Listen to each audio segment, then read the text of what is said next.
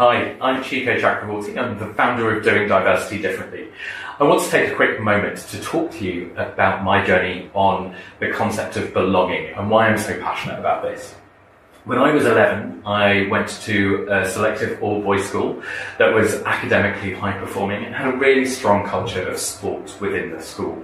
It was during this time that I realised that I was actually quite different from a lot of my peers, and part of that was my ethnic background. I was one of 3 people in my year group that were from a different ethnicity compared to the majority of the class. But I also realised I was gay. And during that time, I was constantly being compared to others, as we are in an environment like school. And what I started to feel was that I didn't belong there.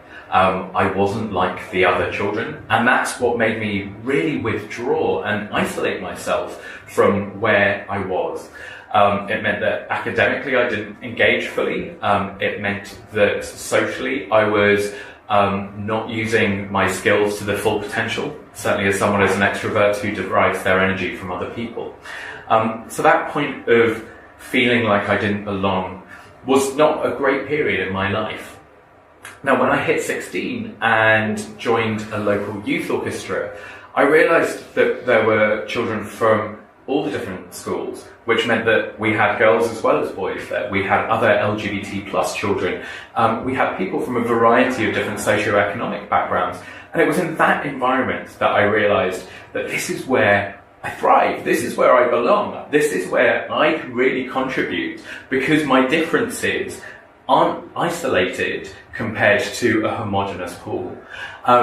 It was that point where I realised that it wasn't just my playing ability that made people listen to what I had to say, but it was the contributions I made on things like our marketing strategy, or our social planning committee, or our concert management program.